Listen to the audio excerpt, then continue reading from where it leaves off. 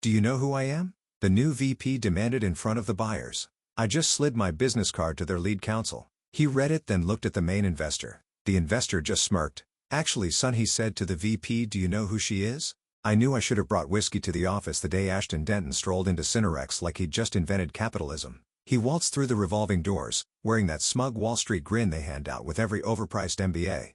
And when the elevator dinged open, there he was, already talking about optimizing synergy to the receptionist like she gave a damn.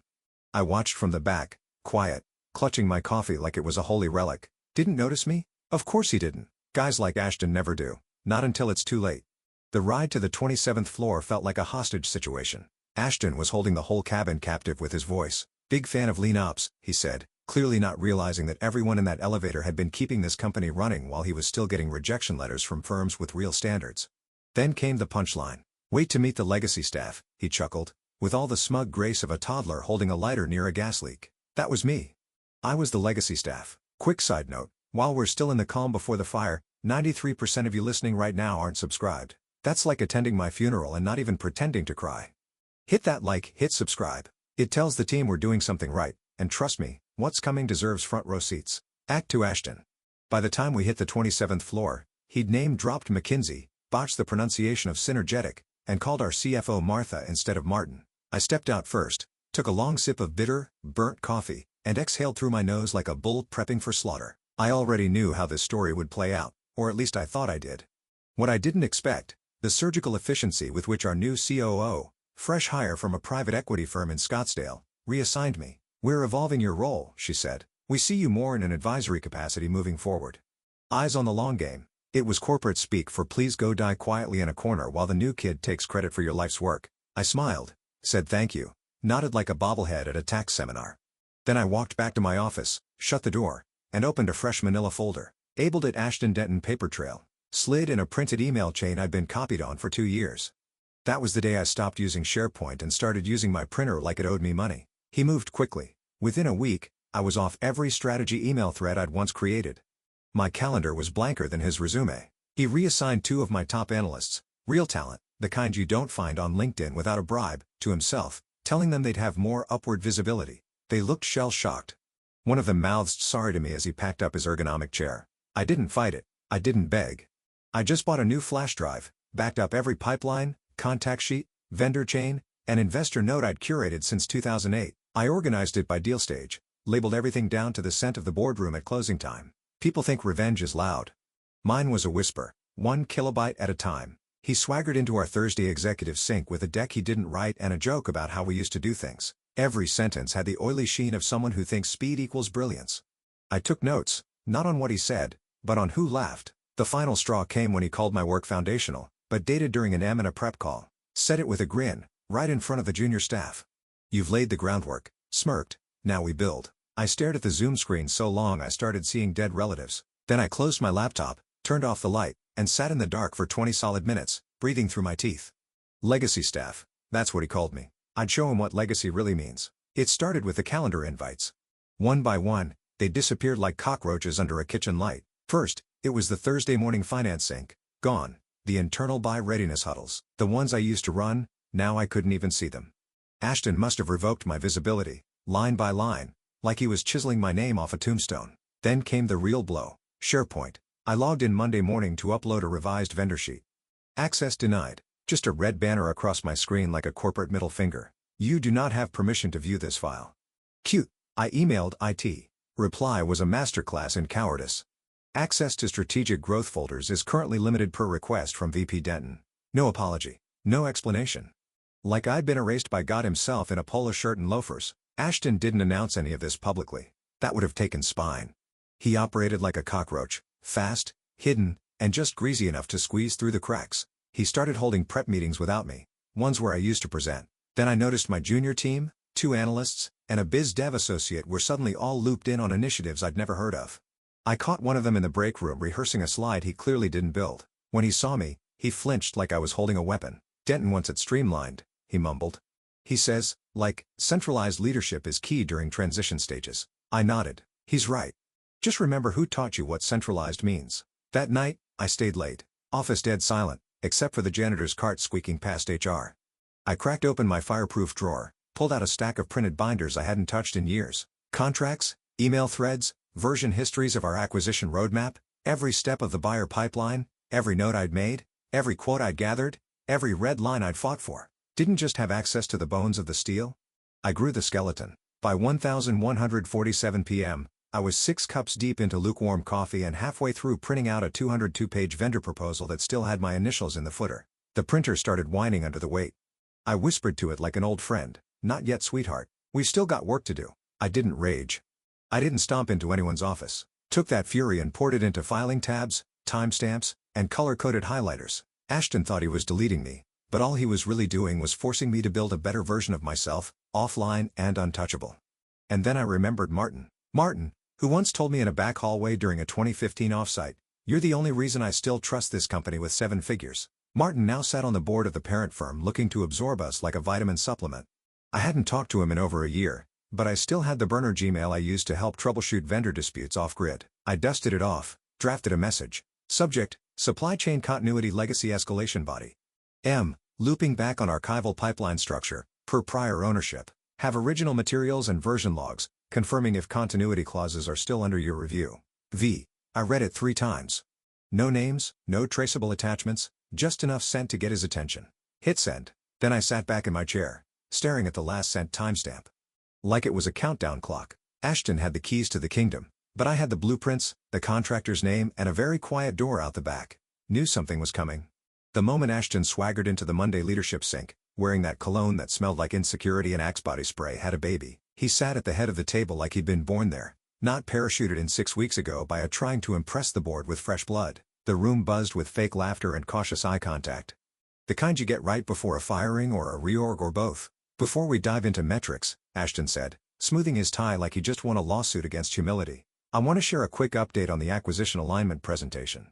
He tapped the clicker. The TV on the far wall blinked awake. My stomach dropped. There in all its bastardized glory was the pipeline architecture I'd spent 9 months crafting, presented as his framework. He changed the font, stripped the color coding, slapped a new title on top, optimized buyer funnel Q3 expansion by a Denton, but the bones mined down to the staggered rollout sequence and the red-flagged vendor risks on slide 14. "This is what I'll be walking the buyers through next Friday," Ashton said, smiling like he just cured cancer with a Gantt chart. "Virginia will be supporting from the side as she's been instrumental in our foundational work." Supporting from the side looked right at me when he said it. And I swear on everything holy that smirk he gave me was the kind of smirk only given by men who've never been told no by a woman with more receipts than tax attorney during audit season. The room shifted subtly. A few execs looked down at their notebooks.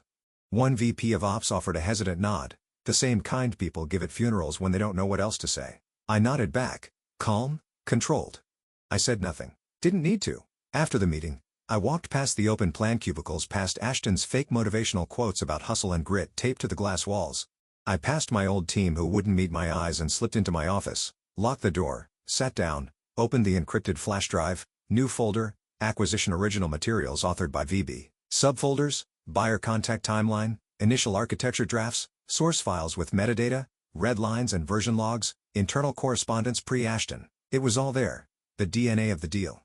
I dragged the leaked deck into a new folder titled Plagiarized Modified by AD, side-by-side comparisons, PDF timestamps, email trails, audio snippets from early scoping calls where I literally said out loud the phrases he now paraded as his own. Then I opened my email, drafted a single message, saved it in drafts.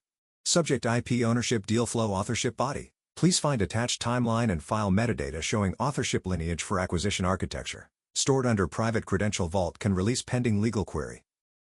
I didn't send it. Not yet, because Ashton thought the battlefield was the boardroom. He didn't realize I'd already moved the war underground. The worst part wasn't the theft or the humiliation. Even the casual way he erased me like I was a footnote in a deck, he never had the brains to build. No. The worst part was watching my own team pretend they didn't see it. The same people I'd gone to bat for, covered for, promoted, now sitting silent while a haircut and a suit rewrote my legacy in bullet points and buzzwords. But that silence, it wasn't permanent. I just needed to outlast it, and when it broke, I'd make sure the sound was deafening. Came in at 2:13 a.m., the kind of hour when even the HR bots stopped sending passive-aggressive reminders about incomplete trainings. My burner Gmail pinged once, just a soft notification glow in the corner of my otherwise black screen. No subject line, just a file attachment named TXN Clause V3 Draft Tank and a note beneath it, written like a whisper in the dark. They kept your original language. Thought you should know. and I stared at it for a moment, sipping microwave coffee that tasted like betrayal and paperclips. I'd forgotten how Martin operated. Subtle, sparse, and always 20 moves ahead.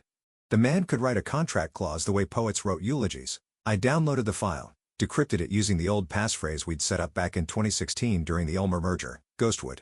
Long story. Involving a hotel minibar, a flood, and a shared hatred of foam business cards. The document opened. Page 4.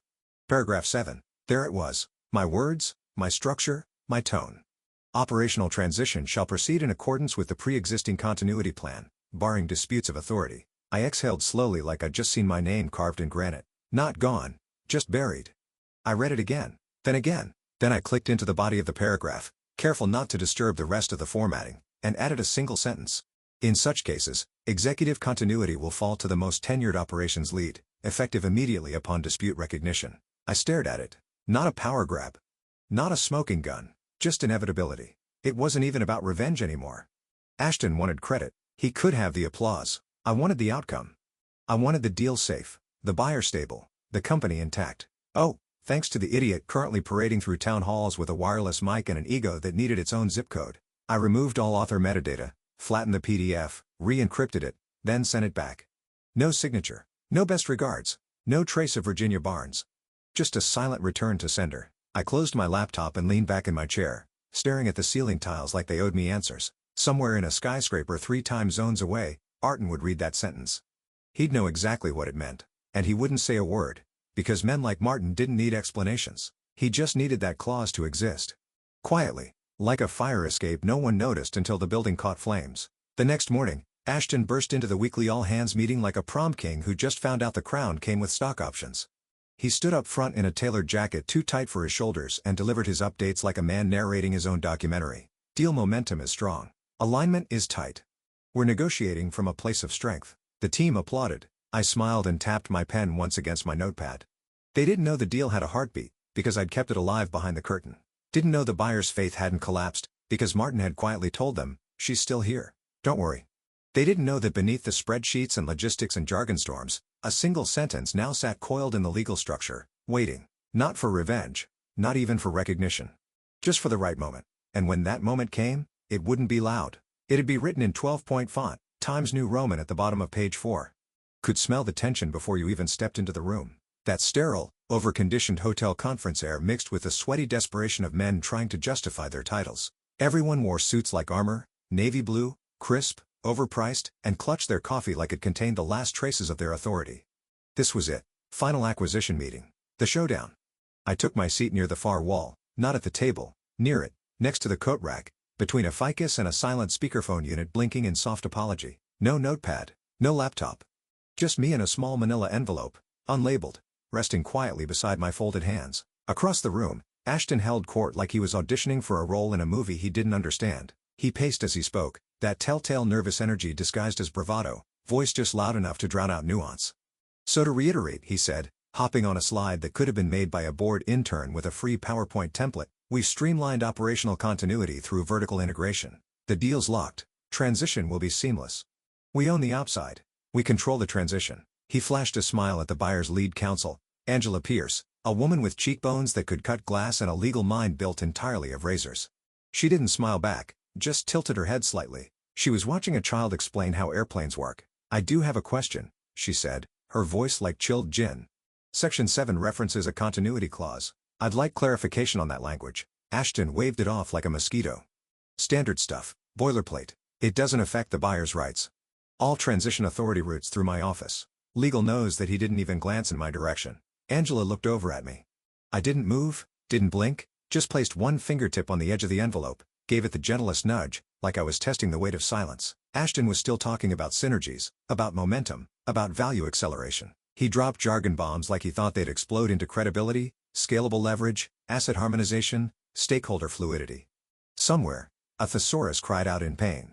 The lead investor, Martin, sat at the far end of the table. Still, calm, watching, hadn't said a word yet, which was the financial world's version of God clearing his throat. As I was saying, Ashton continued, spinning the remote in his hand like a magician prepping a trick.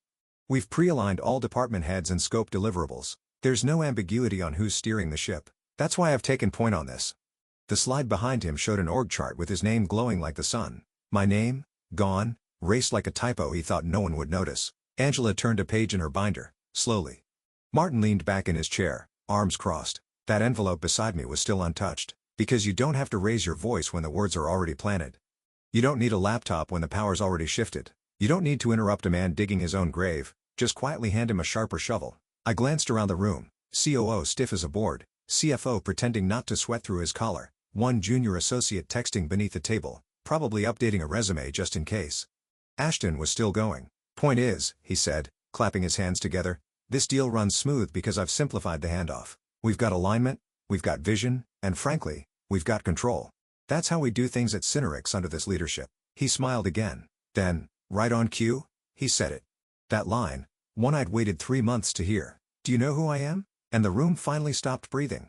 Angela Pierce was mid-sentence, parsing a clause with all the precision of a surgeon slicing open a tumor, when Ashton did the thing I knew he would. The thing he couldn't not do. He interrupted her, loudly, with a hand gesture that somehow managed to insult both her intelligence and her manicure. Look, he said, his voice rising with that frat boy confidence that smells like Red Bull and failing upward. Do you know who I am? It wasn't a question. It was a challenge, the kind you throw out when you've cornered yourself in a lie and think sheer volume can rescue you. And just like that, the room froze. Angela's pen paused mid-glide. The junior analyst who'd been nervously chewing on his pen cap stopped mid-bite. Even the projector seemed to hold its breath, fans suddenly too loud in the silence he left behind. I didn't move for a second. Then, slowly, like I was brushing lint off the fabric of reality, I reached over, picked up the manila envelope, and pulled out a single, matte black business card. No logo, no title, just white lettering on thick, textured stock. Virginia Barnes, Executive Advisor Operations Continuity. I slid it across the table to Angela without a word. She picked it up delicately, turned it over. Her eyebrows ticked upward, just a fraction. Then she looked up at Martin. Martin didn't say a word. He just leaned back in his chair, lips curling into a smirk like he'd been waiting for this moment since the Stone Age. Then he turned to Ashton. Actually, son, do you know who she is? Boom. It didn't come with music or slow-motion camera pans, but it may as well have. Because Ashton blinked, then blinked again. For the first time since he stepped foot into this company, he didn't have a damn word to say. His mouth opened, but nothing came out. Like a fish flopping on the deck, suddenly aware it's no longer in control of the water. Angela gently placed the business card down on the binder in front of her. She flipped a few pages, then she found it. Clause 7b, Transition Protocols. Her voice, when it came, was silk wrapped around a dagger. Funny, his name matches the signature data embedded in our earliest clause draft. You wouldn't happen to know how that language got in here, would you? Ashton looked down at his folder, flipping pages like maybe, just maybe. There was an escape hatch hiding between the lines. Martin just chuckled under his breath. Sit down, he said. Not loud, not harsh, just final. Ashton did because there was nothing else to do. I sat perfectly still, hands folded, breathing steady. I didn't gloat. I didn't grin. That wasn't the move, because the best part about power isn't showing it off. It's knowing exactly when to say nothing and letting everyone else feel it quake beneath their chairs. Angela didn't flinch, didn't hesitate. She opened her thick, leather-bound folder like she was slicing open a chest cavity. Her hands moved with surgical precision, tabs, highlights, red ribbons sticking out like arteries. She flipped to the page with the grace of a priest flipping scripture mid-sermon. Clause 7b, Transition Oversight and Continuity Protocols, she said, reading aloud. Her voice cut through the room like piano wire. Martin adjusted his cufflinks. The COO shifted in his chair like his spine suddenly remembered it had guilt. Angela's eyes scanned the page, slow, deliberate, and then she read it word for word. In such cases, executive continuity will fall to the most tenured operations lead, effective immediately upon dispute recognition. The silence that followed felt biblical. You could hear Ashton's throat click as he swallowed hard. His face lost all its fresh tan arrogance and turned the kind of pale you only see when a man realizes he's been playing Monopoly and everyone else is dealing in cash. This wasn't in the last draft, he stammered, flipping through his own thinner folder like maybe, just maybe, the universe had printed him a different reality. Angela tilted her head calmly. It's in the signed one. She slid her copy across the table, the one with the ink still fresh from the DocuSign timestamp. My clause, my words, my signature, hidden deep in the metadata where only someone like Angela would bother to look. Ashton looked to the COO. She didn't even blink, just stared at the clause like it had personally betrayed her, like the blood on the floor was hers and no one had told her she was bleeding. Martin finally spoke. I believe that satisfies the legal concern. He didn't look at Ashton. Didn't need to. Angela turned a few more pages. According to this language, the moment a dispute occurs, such as conflicting statements of control or unauthorized chain of command, Transition responsibility is automatically reassigned to the most tenured operations lead. Her eyes flicked toward me. No emotion, just fact. I sat still, calm, my hands resting gently on the edge of the table like I'd always been there. Ashton blinked once, twice. This clause rewrites the entire. Angela raised a hand. It enforces what was already approved. You should have read the full document before signing off on a version you didn't write. Opened his mouth again, but nothing useful came out, just fragments, noise. Martin stood up slowly. We appreciate your enthusiasm, Mr. Denton, but this meeting is now under Miss Barnes' purview. He looked at me. That was the first time my name had been said aloud in the room, and it didn't need fireworks, just gravity. I nodded once, then reached into the same envelope I'd brought in earlier, pulled out a slim binder, original source documents tabbed and time-stamped, handed it silently to Angela. She took it without a word, flipped to the front page, then smiled, not wide, just enough. And that's when I knew the game had shifted, not with a bang, but with a sentence on page 4. Angela closed the binder like a judge banging a gavel. One smooth motion, no raised voice, no room for debate. Then she turned to Martin with that same icy elegance and said, per clause 7b, like to proceed with transition to the most tenured operations lead, effective immediately. Martin didn't miss a beat. We'll honor that request. Just like that, the room cracked clean down the middle. Ashton jolted forward in his chair, hands splayed like he was stopping a car crash mid-impact. Hold on. Wait. You can't just switch point mid-meeting. We've already submitted the deliverables under my office. The strategy alignment's been routed through me. This doesn't make sense. Martin didn't even look at him. He turned his gaze toward Angela. Any risk from a protocol change? She barely shrugged, no disruption expected. Frankly, the documentation's tighter under Barnes. That one sentence landed like a guillotine. Ashton looked to the COO, desperation rising behind his eyes now, his confidence curdling into panic. Karen, say something. You brought me in for this exact transition. You told the board. The COO didn't say a word. She simply stood, walked behind Ashton's chair and picked up his company-issued tablet like it was radioactive. No eye contact, no speech, just a soft nod toward the hallway. The kind of nod that said, your services are no longer required. Please collect your ego and go. He froze, then looked at me. I didn't gloat, didn't move, just met his eyes like he was already in the rearview mirror. Angela spoke again. Proceed with Ms. Barnes as our liaison. Her original architecture aligns more closely with investor risk models, and she has a pre-existing trust record with our due diligence team. The translation was simple. She's been the adult in the room the whole time. We're done pretending otherwise. Martin leaned forward, elbows on the table. We're investing in stability, not bluster. That was it, the nail in the coffin, not shouted, not underlined, just delivered with the calm of a man who signs checks bigger than most people's retirements. Ashton looked around the room one last time. Nobody met his gaze, not the COO, not the junior analyst he'd hijacked from my team, not even the intern who used to hang on his every acronym. He opened his mouth to object again, then thought better of it. He stood up, slow, shoulders sagging, suit wrinkled now under the fluorescent lights, looked down at the table like maybe somewhere his name would still be carved in the wood. But it wasn't, because he never built anything here. He just borrowed the spotlight. And now it was mine again. Not because I yelled, not because I demanded, but because I'd written the script and stayed silent long enough to let everyone else realize they'd been reading the wrong damn lines. Ashton stood at the threshold of the conference room, jaw slack, breath shallow, like a man who just realized the GPS he followed led him straight into traffic. His suit jacket, so crisp this morning, now hung crooked off his shoulders, like even the fabric was ashamed to be seen with him. He turned slowly, one last shot at reclaiming some shred of power. His voice, cracked, low, finally broke the hush hanging over the room. You did this. Everyone turned to me. I didn't blink, didn't move, just let the silence stretch long enough for the shame to burn into his skin. Then, finally, I smiled. The kind of smile you save for when your body's done aching, and all that's left is clarity. I wrote the playbook, I said, voice smooth and calm as rainfall. You just read the headlines. His mouth opened, then closed. Nothing came out, because what could he say? He hadn't just lost the room. He'd been disqualified from it. Not because he was too young or too green or even too smug, but because he never bothered to learn the rules. I made them. Angela slid her folder shut. Martin stood up and walked toward me. Slow, deliberate. He held a slim, dark folder in his left hand. Same kind they only bring out when what's inside changes the direction of your whole damn life. He handed it to me without a word. I opened it. Inside, a formal letter from the parent firm, invitation to join the strategic committee, top-level advisory, reporting directly to the board. No fluff, no preamble, just legacy on paper. My fingertips rested on the signature line, tracing the letters like they were braille carved into history. Ashton watched from the doorway like a man who just learned gravity worked differently now. That up was no longer up, that the woman he'd sidelined had not only written the rules, she'd already rewritten the ending, lingered a moment longer, waiting for someone to stop him, to rescue him, to say his name. No one did. The COO was still seated. Angela had already turned back to her binder. The intern was refreshing a spreadsheet. The CFO was texting under the table. The room had moved on. And then, so did he. He turned and walked out. The glass door side shut behind him. I didn't watch him go. Didn't need to. Instead, I looked back at the conference table. A table now, scattered with contracts I'd designed, clauses I'd written, decisions I'd made in the shadows, while Ashton was playing charades with titles.